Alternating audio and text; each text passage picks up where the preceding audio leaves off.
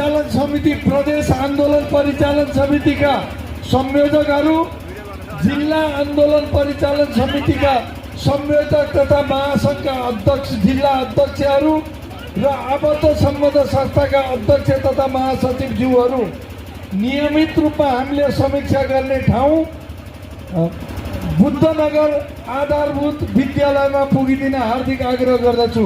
बाँकी साथीहरू त्यहाँ थुप्रै प्रतिनिधि भएको हुनाले मैले उल्लेख नगरेका साथीहरूलाई नआइदिन र आन्दोलन सकिएपछि घरमा गएर आफ्नो वासस्थानमा गएर आनन्दले आराम गर्न पनि म हार्दिक आग्रह गर्दछु। त्यसको लगत्तै नेपाल शिक्षा महासङ्घका कार्यालयीय पदाधिकारी र अध्यक्ष, आबद्ध सम्बद्ध संस्थाका अध्यक्ष र महासचिवहरूको बैठक बस्दैछ। त्यो बैठकबाट हामी भोलिबाटै लागू हुने गरी सबै विद्यालयहरू पूर्ण रूपले बन्द गर्ने आम हडतालको कार्यक्रम लिँदैछौँ। आम हडताल भइसकेपछि सबै शिक्षक कर्मचारीले अनिवार्य रूपमा काठमाडौँ आउनुपर्नेछ र यो आन्दोलन निर्णायक मोडमा नपुगेसम्म काठमाडौँमा रहिरहनु पर्ने छ। आदरणीय साथीहरू, युद्ध ख्याल हुँदैन, लडाईँ ख्याल हुँदैन, आन्दोलन ख्याल हुँदैन।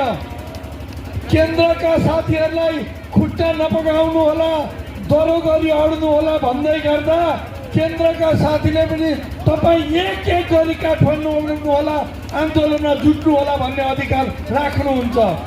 तपाईँ सबै आइदिनु भयो भने मात्रै आन्दोलन बलियो हुन्छ र आन्दोलन बलियो भयो भने मात्रै उपलब्धि बलियो हुन्छ।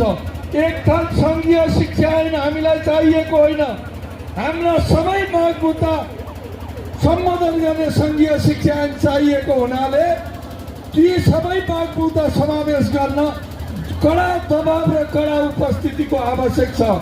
त्यसैले फेरि एकपटक सबै साथीहरूलाई विनम्रतापूर्वक अनुरोध गर्दछु कि आफ्नो जो साथीहरू विद्यालयमा छुट्नु भएको छ उहाँहरूलाई अहिले नै बेलुका फोन गर्नुहोस्।